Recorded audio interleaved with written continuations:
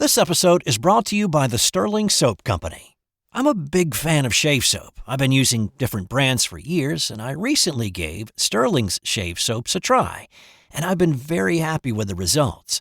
Sterling's shave soaps give you a great lather and a frictionless feel that allows the razor to glide right over the skin for a super close shave.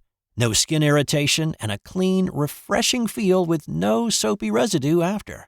I can tell you without a doubt, it's simply the best shave I've ever had. And my wife has noticed too. And here's the thing.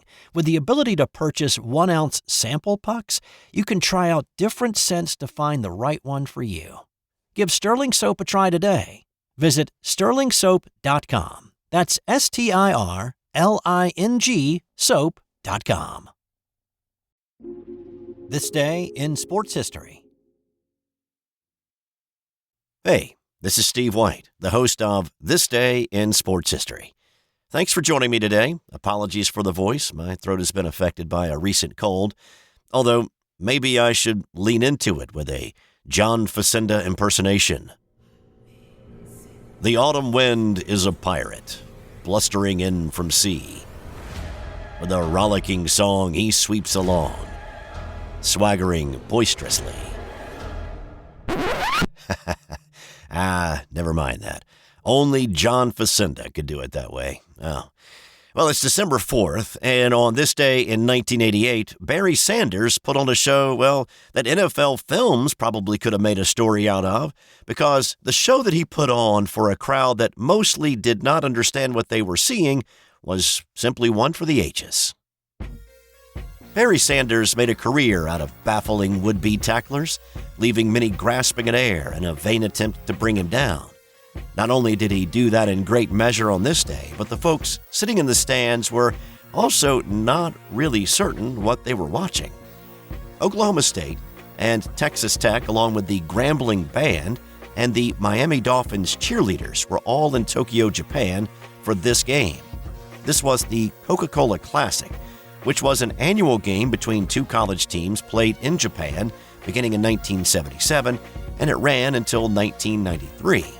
Texas Tech agreed to give up its home game, and Oklahoma State paid the Red Raiders $50,000 to ease the financial sting of giving up a game in Lubbock. Even though this annual game had been going on for 11 years by this point, and several Japanese universities had played football going back to the 1930s, the crowd at the brand new Tokyo Dome on this day were not knowledgeable football fans. For most of them, it was the first game they'd ever seen. They cheered at odd times, and more than just the nuances of the game were lost on them. Oklahoma State's quarterback Mike Gundy, who would later become the head coach in Stillwater, said the atmosphere during the game felt so different than anything that he'd ever been involved with. So even though Sanders was having one of the best days of any collegian in the history of sports, the Japanese fans watching could not really, truly appreciate what they were seeing. But what they did see was a shootout.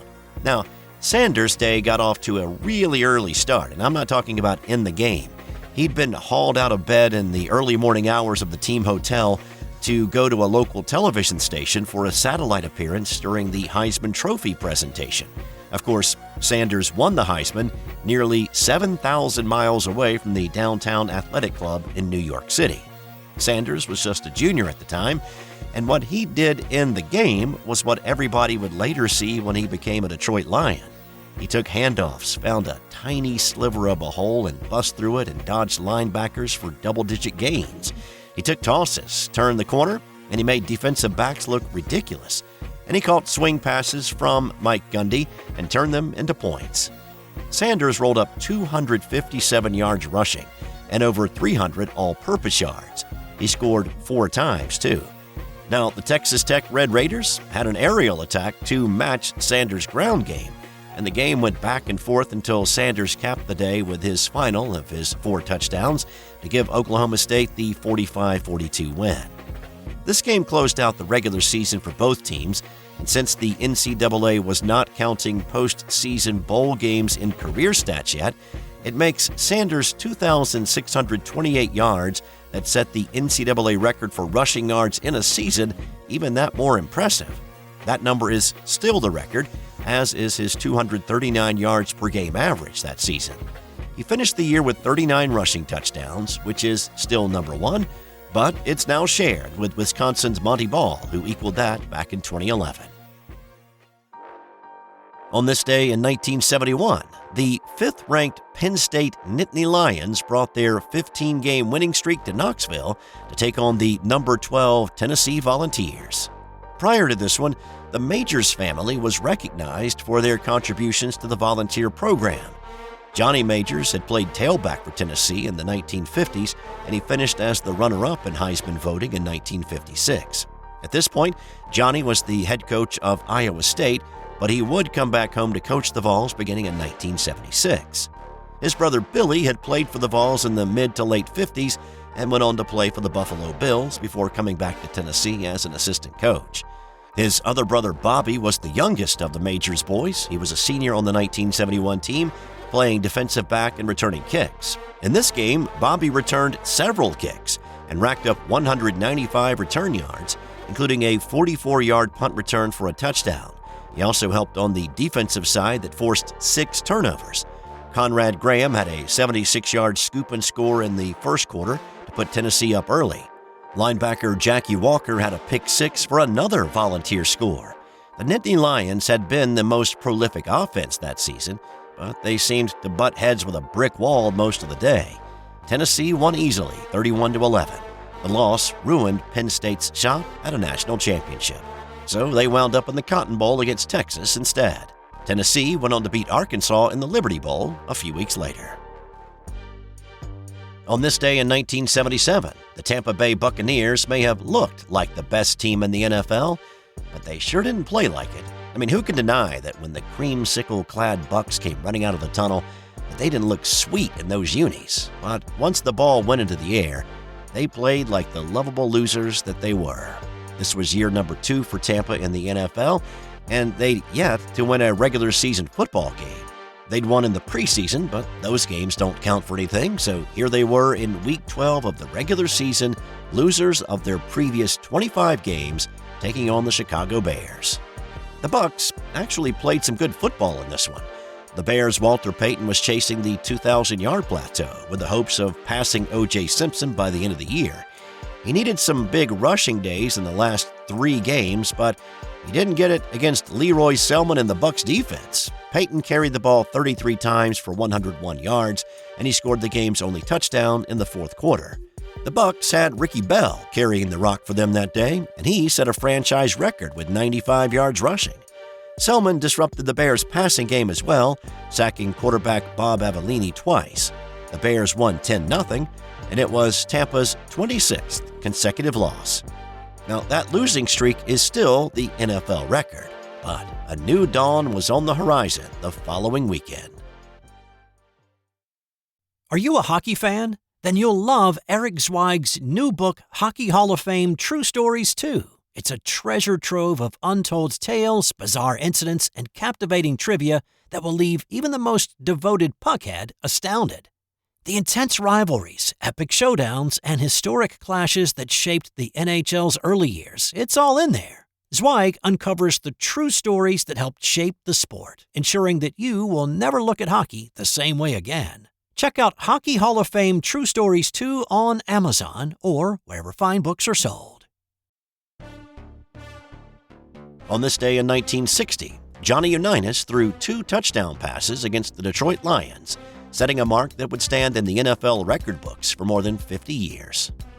Johnny Unitas is a football legend, one of the all-time great quarterbacks to ever play the game, yet he was underestimated for much of his younger life.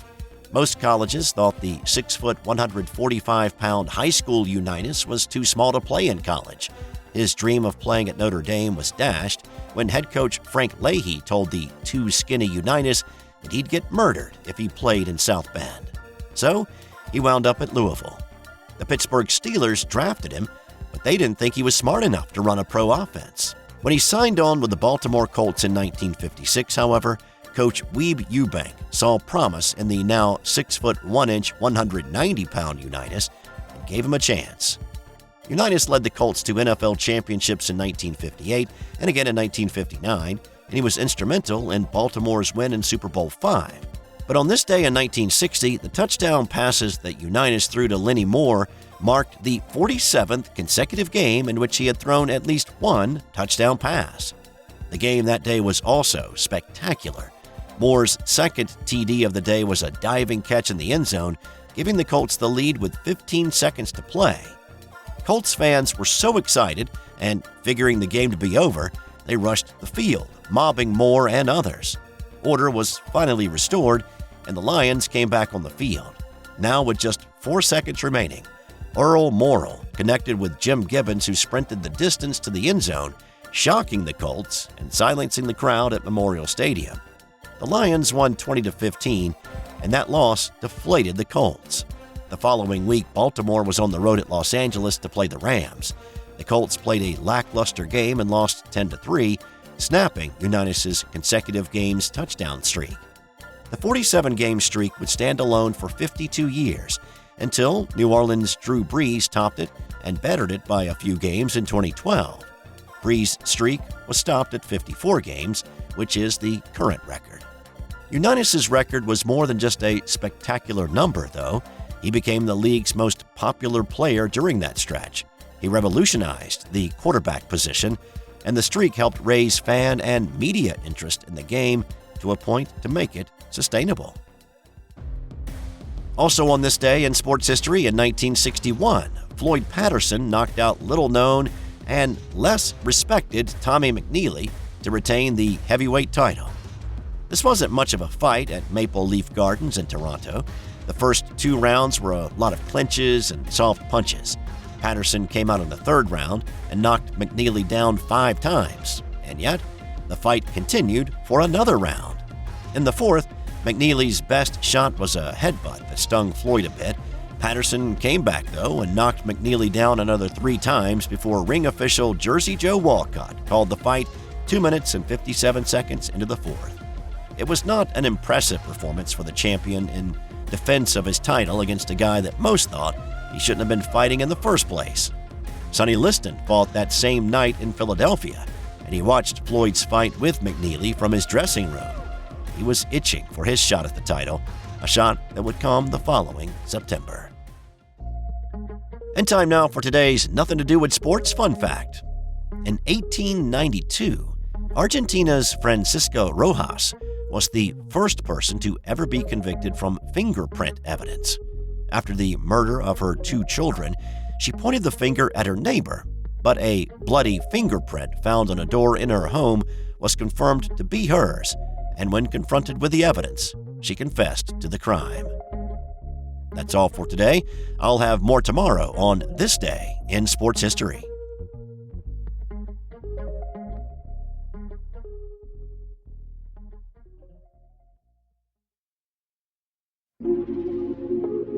This has been an original Thrive Suite production.